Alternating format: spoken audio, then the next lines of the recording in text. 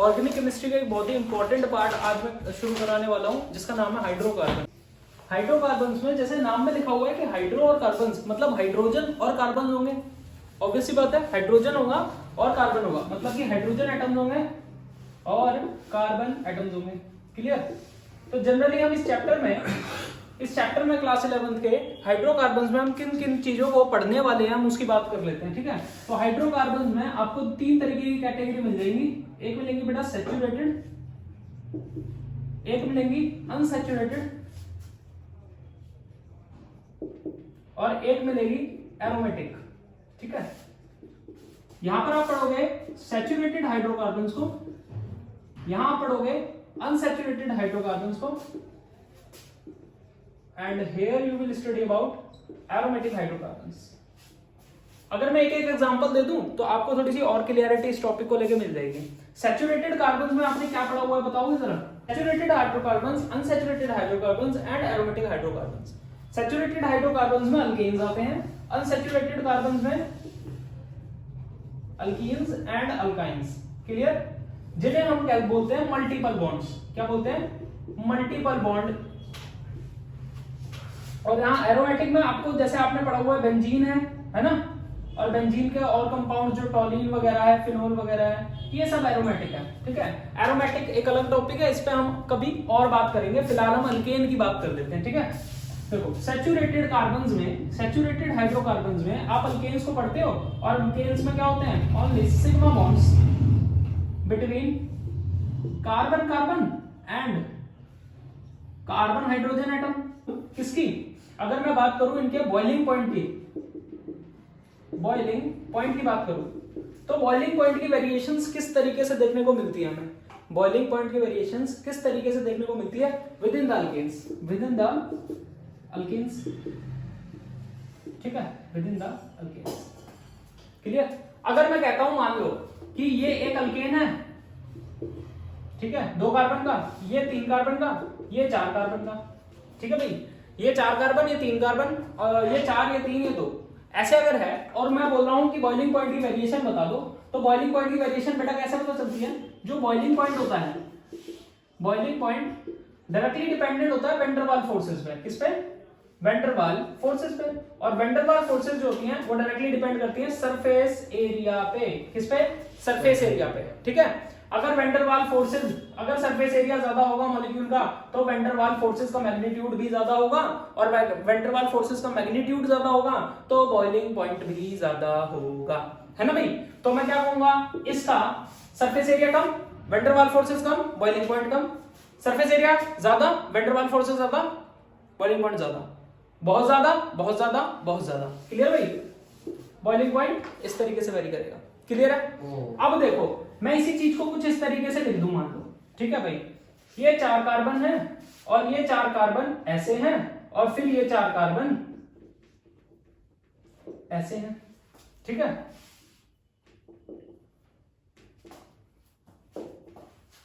मान लो कुछ इस तरीके से बॉन्ड बना हुआ है। ठीक है, अब आपको यहां दिख रहा है, यहां क्या हो रही है? ब्रांचिंग। अब ब्रांचिंग के केस में क्या होगा?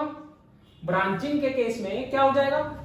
ब्रांचिंग के केस में आप देखोगे कि सरफेस एरिया क्या कर रहा है? डिक्रीज कर रहा है। जैसे जैसे मैं ब्रांचिंग करता जा रहा हूं वैसे वैसे सरफेस एरिया क्या हो रहा है? डिक्रीज हो रहा है। अगर सरफेस एरिया डिक्रीज हो रहा है तो क्या हो जाएगा? वैन डर वाल फोर्सेस का मैग्नीट्यूड भी डिक्रीज हो जाएगा। वो डिक्रीज हो गया तो बॉइलिंग पॉइंट भी डिक्रीज हो जाएगा। हो गया। चले आगे? चलो इससे आगे चलते हैं, तो हम इसकी प्रिपरेशंस की बात कर लेते हैं। किसकी? अल्केन्स की प्रिपरेशंस की। अगर मैं, तो क्या क्या मेथड्स है मेरे पास? देखो मेथड्स तो बहुत सारे हैं। एक कंपाउंड को बनाने के लिए ऑर्गेनिक केमिस्ट्री में मेथड्स बहुत सारे हैं। आप किसी को रिड्यूस कर सकते हो, किसी को ऑक्सीडाइज कर सकते हो, किसी का डीकार्बोक्सिलेशन कर सकते हो, किसी का हैलोजिनेशन कर सकते हो, किसी का हाइड्रेशन कर सकते हो, है ना भाई? किसी का हाइड्रो हैलोजिनेशन कर सकते हो, कुछ भी कर सकते हो और दूसरा कंपाउंड बना सकते हो, है ना भाई? डिपेंड करता है कि आप कंपाउंड क्या बना रहे हो। तो प्रोसेस आपके पास डिफरेंट डिफरेंट है। हमारे पास प्रोसेस बहुत तरीके की है, डिहाइड्रेशन भी है, डीकार्बोक्सिलेशन भी है ना, बहुत सारे प्रोसेस हैं। तो हमें कंपाउंड देखना है पहले क्या बनाना है, उसके हिसाब से हमें प्रोसेस चुन लेनी है। ठीक है, तो सबसे सिंपल जो प्रोसेस होती है ना, वो 2 समझ में आती है मेरे को। तो एक होती है ऑक्सीडेशन और एक होती है रिडक्शन। ठीक है, जो कि हम कहां से पढ़ते हुए आ रहे हैं? 9th 10th क्लास से पढ़ते हुए आ रहे हैं कि ऑक्सीडेशन कर दो किसी का, कोई कंपाउंड बना दो, रिडक्शन कर दो किसी का, कोई कंपाउंड बना दो। तो सबसे पहले हम सिंपल सी चीज रिडक्शन से ही पढ़ लेते हैं कि अगर मान लो मैं अनसैचुरेटेड कार्बन ले लूं, अनसैचुरेटेड हाइड्रोकार्बन ले लूं और अनसैचुरेटेड हाइड्रोकार्बन से मैं क्या बना लूं, अल्केन बना लूं। ऐसा कर सकता हूं मैं, क्या ये पॉसिबल है? बिल्कुल पॉसिबल है। अनसैचुरेटेड का मतलब हुआ मैं मल्टीपल बॉन्ड्स वाले कंपाउंड ले लूं, मल्टीपल बॉन्ड्स वाले कंपाउंड ले लूं। मल्टीपल बॉन्ड्स वाले मतलब अल्कीन या फिर अल्काइन, ये दोनों अगर मैं ले लूं तो मैं क्या कर सकता हूं, मैं अल्केन बना सकता हूं। लेट फॉर एग्जांपल अगर मैं ऐसे ले लूं CH2 double bond CH2, clear है? What is it? It is ethene, it is ethene, clear है भाई? अगर मैं इसका रिडक्शन कर दूं, रिडक्शन क्या होता है? Addition of H, addition of hydrogen atom. अगर क्या कर दूं, रिडक्शन कर दूं, यहां मैंने लिख दिया रिडक्शन, देखो ये मैंने लिख दिया रिडक्शन, ठीक है भाई? इसको ऐसे भी दिखा देते हैं रिडक्शन। अगर रिडक्शन करते हैं तो क्या होगा, ये बॉन्ड ब्रेक होगा, इधर H इधर H, CH3 single bond CH3, clear है? क्या मिला? अल्केन मिला। अल्केन क्या मिला? इथेन मिला, क्लियर? चले आगे। अब देखो अगर मैं ऐसे ही ले लूं CH triple bond CH, reduction कर दूं, रिडक्शन H, ठीक है भाई? ये क्या होगा, बॉन्ड टूटेगा H H। कब तक टूटेगा? पाई बॉन्ड तोड़ देंगे सारे, पाई बॉन्ड तोड़ेंगे CH3 again it will generate ethane और यहां पर reactant ethyne. This is alkyne, this is alkyne. सबसे सिंपल प्रोसेस है, अनसैचुरेटेड हाइड्रोकार्बन्स उठाओ, उनको रिड्यूस कराओ और अल्केन बना लो। लेकिन सर हम रिड्यूस कैसे कराएंगे? क्या हम इथेन लेंगे, इथीन लेंगे और एक वेसल में डालेंगे तो इथेन बन जाएगा क्या? नहीं, आपको लेना पड़ेगा क्या, यहाँ पर रीएजेंट। क्या लेना पड़ेगा? रीएजेंट। और रीएजेंट आप क्या यूज कर सकते हो? आप यूज कर सकते हो hydrogen in presence of platinum, hydrogen in presence of platinum, hydrogen in presence of निकल। आपको ये जनरली कैसे मिलेंगे? PTPD Ni के क्रिस्टल होते हैं, उन क्रिस्टल लैटिसेस में हाइड्रोजन जो है एड्सॉर्ब रहती है, ठीक है? ये एलाइड ले लूं, एल्काइल हैलाइड क्या होता है? एल्काइल, ये सेकंड मेथड है। देखो भाई एल्काइल हैलाइड क्या होता है? एल्काइल हैलाइड होता है मैंने एक एल्काइल ले ली और हैलाइड ले ली, हैलाइड क्या होगा? X हो गया, समझ रहे हो? X क्या होता है? Cl Br I, ये सब क्या है? फ्लोरीन।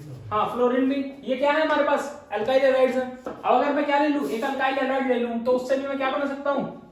एक अल्केन बना सकता हूं, एक अल्केन बना सकता हूं, एक अल्केन बना सकता हूं। ये मैंने ले लिया अल्काइल हैलाइड, ये मैंने बना दिया अल्केन।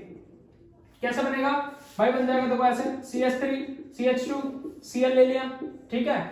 यहां पर मैं बना दूंगा अल्केन, और अल्केन कैसे बनेगा? CH3 CH2 और इसके साथ एक और H जुड़ गया तो मतलब CH3 और CH3, ये आपके पास कंपाउंड आ गया।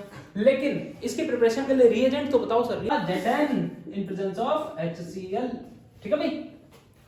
ठीक है, तीसरी आ जाओ। तीसरी होती है बेटा रूड्स रिएक्शन। कौन सी होती है? Roads reaction. रूड्स रिएक्शन में क्या होगा? रूड्स रिएक्शन में आपको एक अल्काइल हैलाइड लेनी है, ले ली भाई अल्काइल हैलाइड, ठीक है? लेकिन लेकिन लेकिन रूड्स रिएक्शन कहती है कि एक अल्काइल हैलाइड से काम नहीं चलेगा, हमको चाहिए 2 अल्काइल हैलाइड। कितनी चाहिए? 2 अल्काइल हैलाइड। तो 2 मोल अल्काइल हैलाइड ले लो, ले लिया भाई। ये कहती है अच्छा ठीक है, एक काम और कर दो, फिर आप ले लो Na क्या होता है? सोडियम। सोडियम ले लो और ड्राई ईथर ले लो, सोडियम ले लो, ड्राई ईथर ले लो। ड्राई ईथर ले लोगे तो ये कहेगा हो गया काम, बस अब आप बैठ जाओ, अब हम काम करेंगे। ये निकाल के देगी आपको क्या? एक अल्केन। क्या बन गया? अल्केन। कैसे होगा? चलो देखते हैं with the help of example. अगर मैं इसको CH3Cl ले लूं, 2 मोल ले लूं, very good. Na dry ether की प्रेजेंस में ले लूं तो मेरे पास क्या बन जाएगा? ये R ग्रुप डबल हो जाएगा। इसका मतलब ये कुछ इस तरीके से बॉन्ड, ये बन गया आपके पास क्या? Again ethane. Again we got ethane.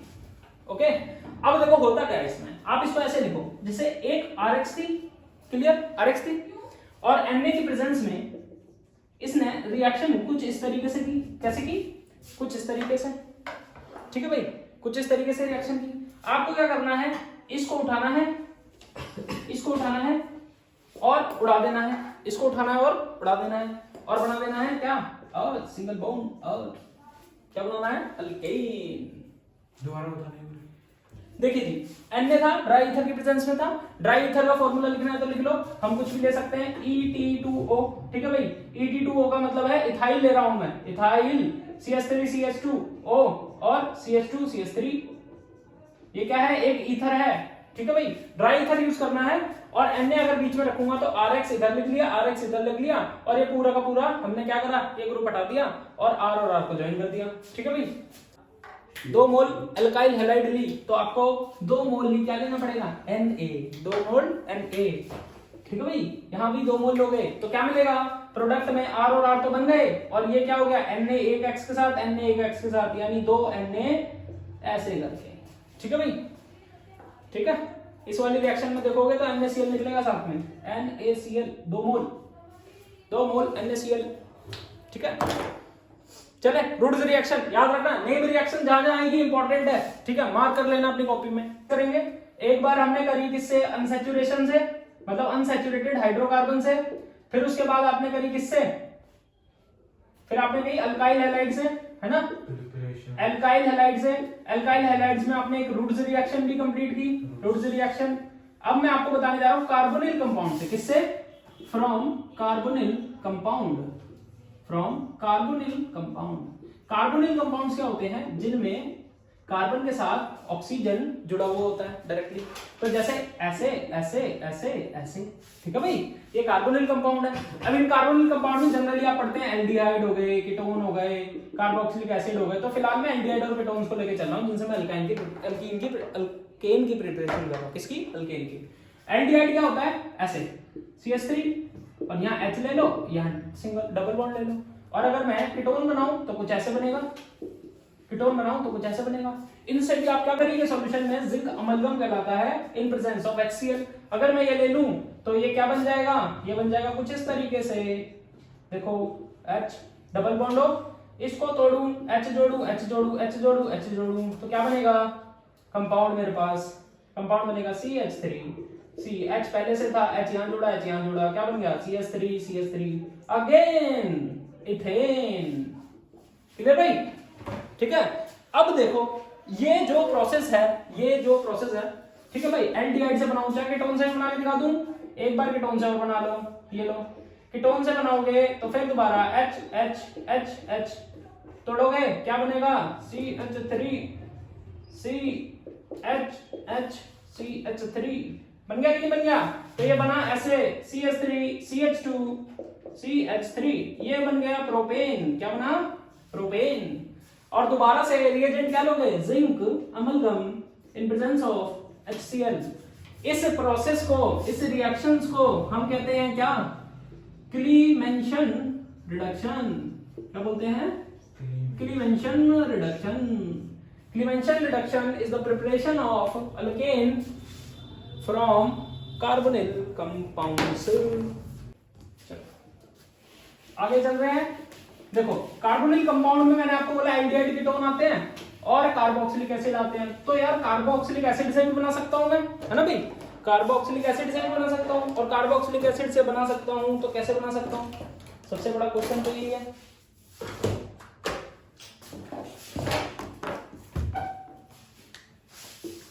Carboxylic acid से भी बना सकते हैं, तो पांचवा में डालना from carboxylic acid, from carboxylic acid.